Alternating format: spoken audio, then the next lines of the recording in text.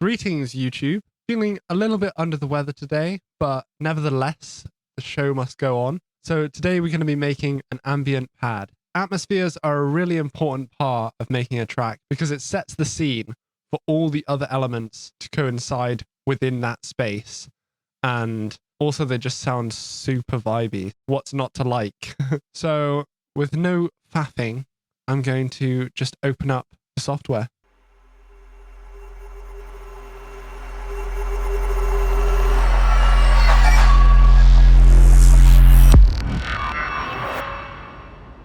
So I've got some chords prepared out here already. I'll talk about constructing your own chords in a future video. But for now, I'm going to just open up Serum 2. That's right. The infamous synth has now finally got its sequel, and it's absolutely fantastic. And it's also free for anyone who already has the Serum synthesizer. I was a bit overwhelmed at first, but upon using it, it's just as intuitive as the first one was, but it's also got a boatload of new features. You could already make unlimited sounds in Serum 1, but now the limitation is just completely gone. You can make whatever the hell you want in the synthesizer. We just have even more versatility with this thing. I'll find a nice wavetable to start off with, because with pads, it's all about movement. You really want to try and get a lot of movement going in the initial patch, and then when you reverb all of that out, you just end up with these lovely textures. Maybe let's go with one of these monster wavetables.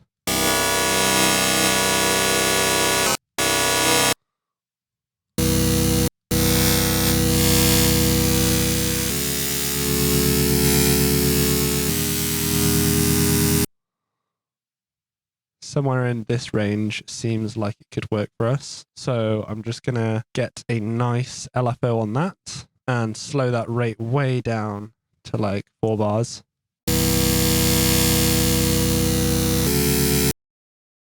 Maybe a different one actually.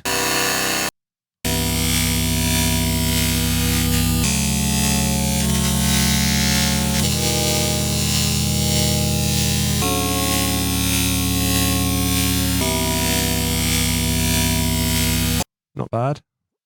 Let's go and find another wavetable for the second oscillator. Let's go with some of the new ones from the Serum 2 tables. Let's go have a look here.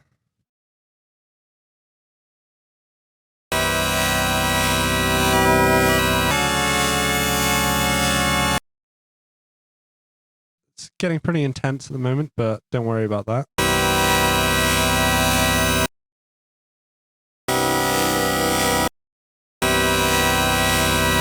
To make this less intense, I'm just going to put it through the filter. And the routing is a little bit different in Serum 2 now. You can click this little button here above the oscillator, which shows the routing. So if I change it from main to filter, it'll go through the filter.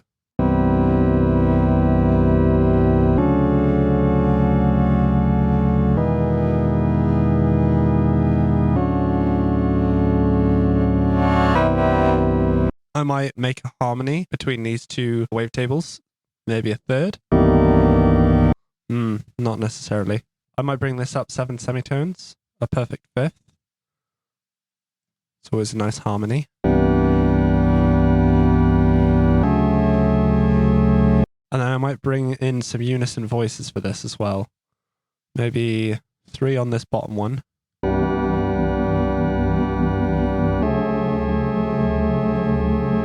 Just bringing the detune in.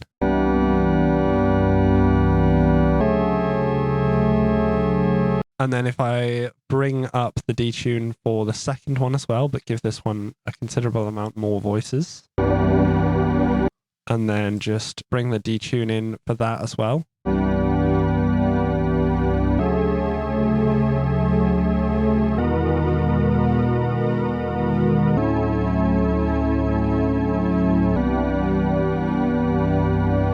The other thing that Serum 2 has added, which is absolutely fantastic, I've wanted this for a while. Now, if you click this top bar, you can switch it from being a wavetable to either being a multi-sample, sample, granular, or even spectral, which is super powerful. We'll definitely make some sounds with that in the future. But for now, I'm just going to add a granular engine and go and find a sample to put in here. Maybe if I go with this metallic atmosphere.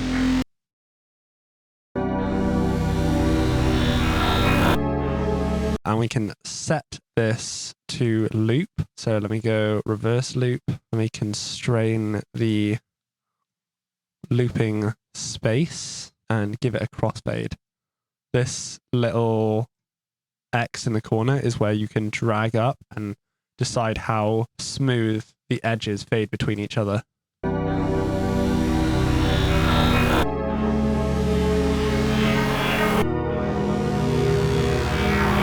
We bring in these loop edges.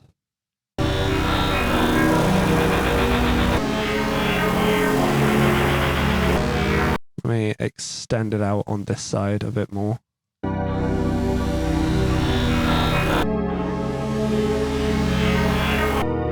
Okay, so with this, it's going to be cutting the sound up into loads of tiny fragments called grains, and then it gives you all of these controls to determine how those grains behave. So the scan is how quickly it's moving through these grains.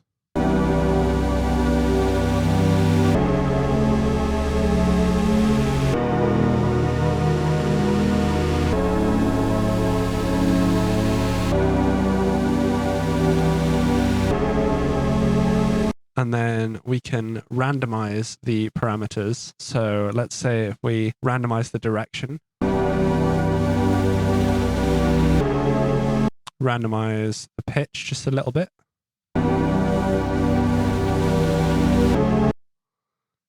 randomize the length of each grain, and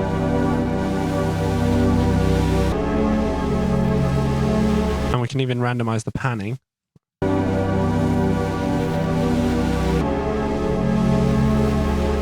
So now we're getting some nice texture that's moving through the sound and giving us a little bit more interest. Can bring up the density maybe. I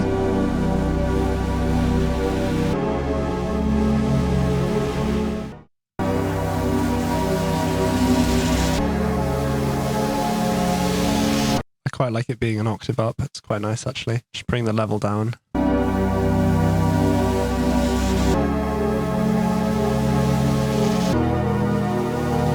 And then to top things off, I'll get a little bit of noise as well, maybe a bit of the bright white, and just mix that in very subtly. Which can definitely go in the filter.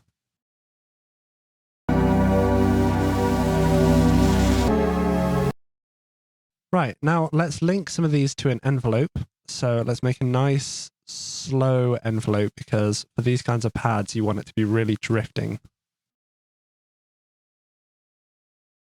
So let's just get some going on the level here and on the level of the other oscillator.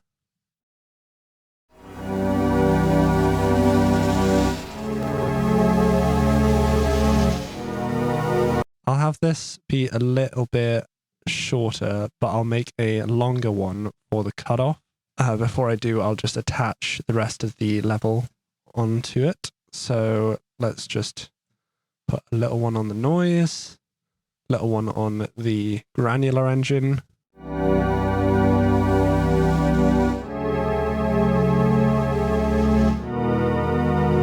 Fantastic. And then if I hold Alt and then drag this envelope onto the next one, then you see the shape is copied. And what I can do is I can make it a little bit longer now, and I can put that on the cutoff filter.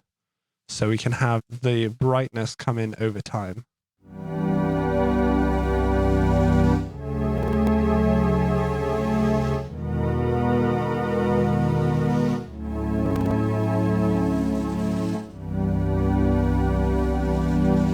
Bring the release out a bit more on this main envelope.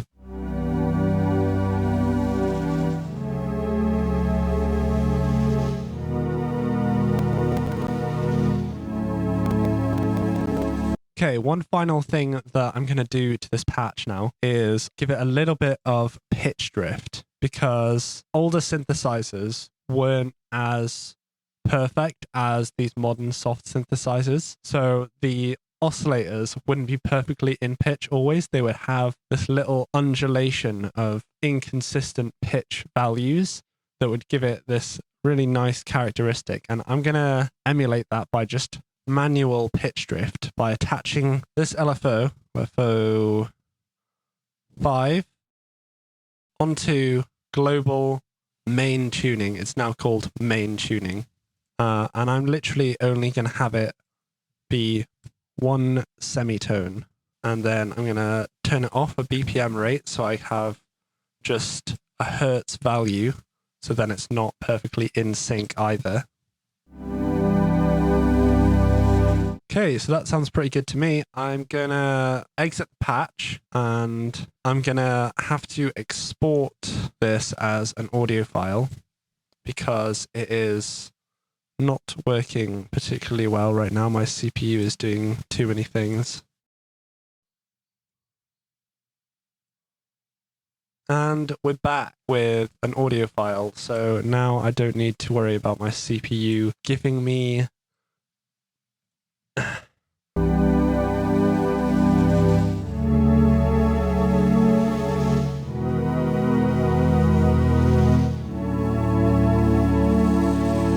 Brilliant. Right. So the thing with pads is it's all about reverb, right? So what you're going to do now is you're going to get a humongous, massive reverb, which is going to be this Valhalla Supermassive because it's free. So you can go ahead and download it. And this has got some pretty great big spaces. And I'm going to cut all the low out of this reverb. And let's just see what happens if I mix it in a really quite considerable amount. So we're pretty much almost fully reverb at this point with just a little bit of that dry signal still in there.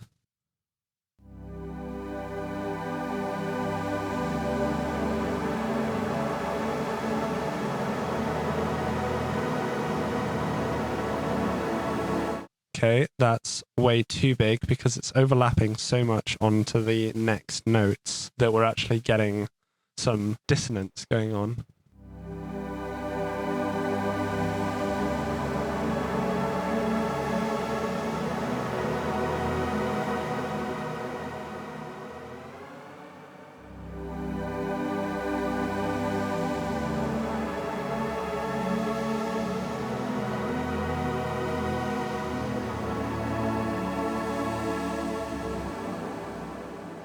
Right, might even go with a little bit less.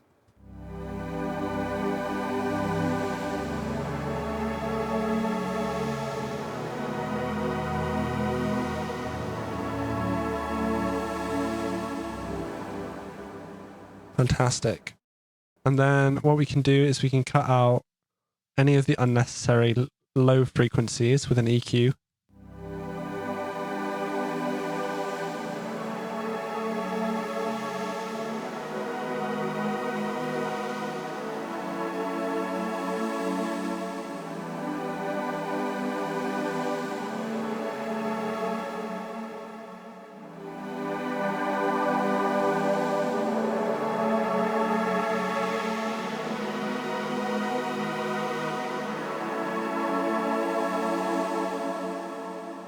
And it sounds nice with a bit of an EQ sweep going. So what I'll do is I'll actually automate that.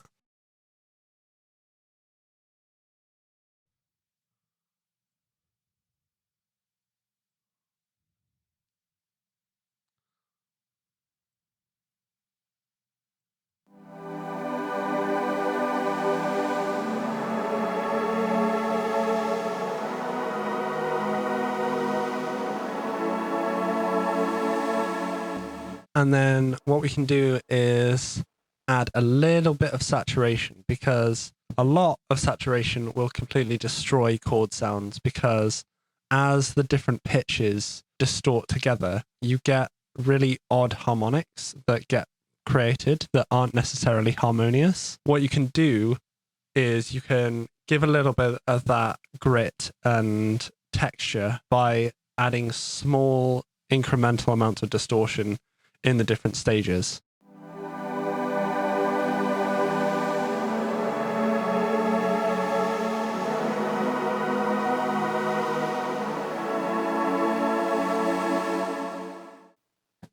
And then maybe if we add a phaser.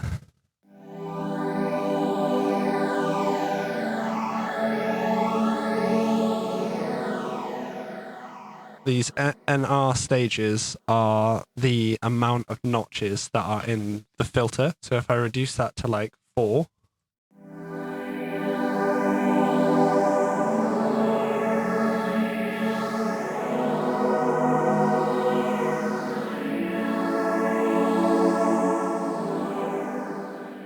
and then if I mix that out quite a lot and reduce the amount of frequency sweeping that's happening.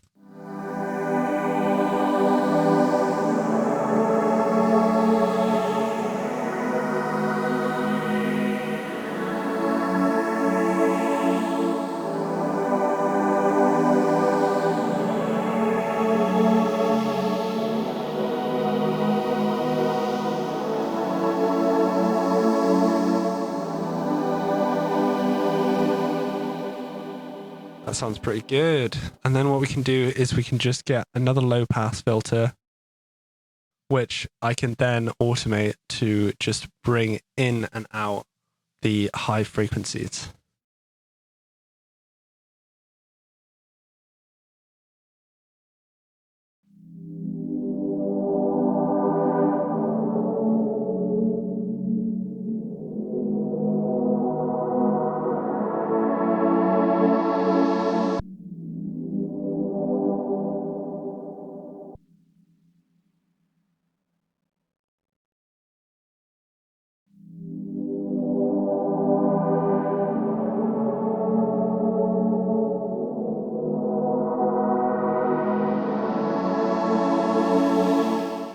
Right, next up, what we can do is we can add in a delay, which will give us a few extra bits of texture.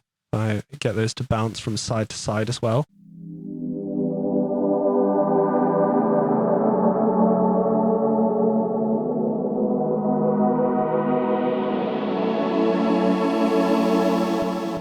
And finally, what I can do is stick on a chorus.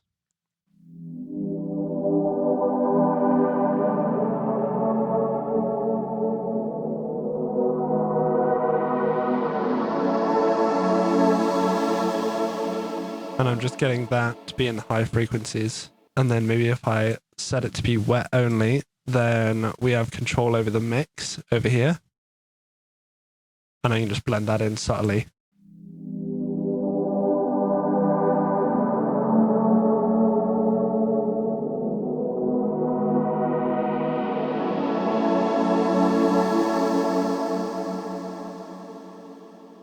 So that brings me to the end of this video. I hope that you enjoyed or found out how to make some nice ethereal atmospheres of your own.